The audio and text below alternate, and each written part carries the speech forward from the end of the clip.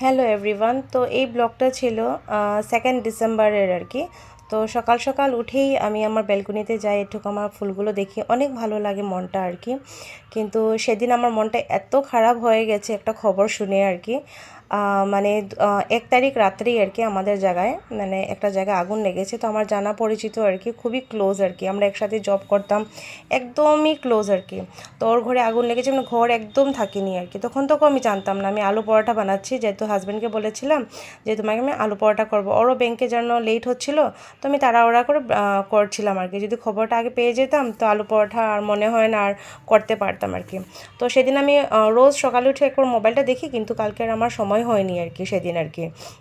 তো এখানে হঠাৎ করে যখন আমি সব কিছু করে নিয়েছি, এখানে আমি ব্রেকফাস্ট প্রিপেয়ার করছিলাম। আর এই যে আলু পরোটাটা বানাচ্ছিলাম না, তো এখানে কোনো স্টাফিংস আমি ভরিনি, কিন্তু আমি একসাথে আলুর সাথে কিন্তু আটাটা মেখে নিয়েছি।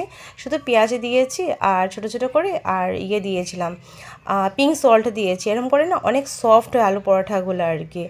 আর ইজি হয়, ইজি ওয়েতে বানানো যায় আর কি, একদম সফট হয় আর কি, পাতলা পাতলা হয় আর খেতে অনেক ভালো লাগে আর ইজিলি হয়ে যায়।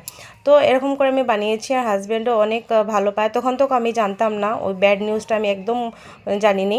আর ওকে আমি ব্রেকফাস্ট দিয়েছি, তারপরে আমি আমার জন্য চা বানিয়েছি, কেন কি ওকে ব্রেকফাস্ট দেওয়ার পরে ওদের ডিউটি শেষ করার পরেই আমি শান্তির মধ্যে একটু বসে একটু চাটা খাই আর কি, যে যেন ওদের না লেট হয়ে যায়। যখন চা খেতে বসেছি তখনই আমি মানে মোবাইলটা খুলে দেখি যে আগুন লেগেছে এরকম। আমার যে মানে ফ্রেন্ডের ওর পুরো ঘরটাই জ্বলে গেছে। এত খারাপ লেগেছে, আমি কীভাবে যে গেছি, সারাটা দিন ওইখানে ছিলাম, ওকে নিয়ে হসপিটালে ছিলাম, ও শুধু সেন্সলেস হয়ে যাচ্ছিলো আর কি। ওটাই ভাবছিলাম যে মানুষের জীবনের না কিছু বলা যায় না, যে কোন সময় কি হবে আর কি। তো এটাই ছিল। তো ব্লগটা কীরকম লেগেছে নিশ্চয়ই বলবেন।